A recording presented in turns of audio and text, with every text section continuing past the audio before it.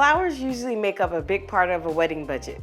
Between the ceremony flowers, the bridesmaids flowers, and the centerpieces, you can spend a hefty chunk of change on flowers. But flowers are so pretty that people are willing to spend a little extra for the ambiance. Though your centerpieces for a dinner party or what you put around the house don't have to be that extravagant, you can still create your own arrangements and bring a little extra oomph to your table. Different flowers can bring different energies to your occasion. Of course, red roses are for romance, but there are yellow roses and pink roses for maybe a teen girl's luncheon. Hydrangeas are my favorite, so I'm a little biased, but they are great year-round.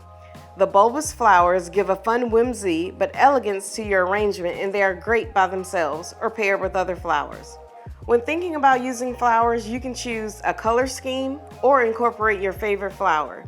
You can have a full arrangement as a centerpiece or smaller arrangements throughout the table to create depth and interest to your tablescape. You can work with a florist for the exact design that you want, and sometimes you can get a deal on arrangements because someone didn't pick up their order. But you don't have to make an extra trip to the florist. You can also find affordable flowers at the grocery. Most grocery stores have a wide variety of flowers and arrangements to choose from. There are roses there, yes, but there are also daisies, hydrangeas, and tulips.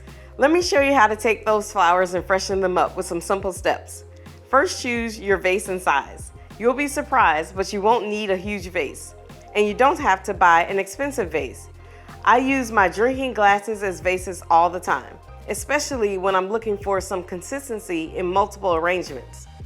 After choosing your vase, measure your bunch against the vase. You don't want your flowers to poke out too tall or cut them too short. Once you get your desired height, cut the bottom of the stems at an angle about 45 degrees. This creates more surface area for the flowers to keep them looking great for longer. Then trim all the excess leaves and any thorns from the stems.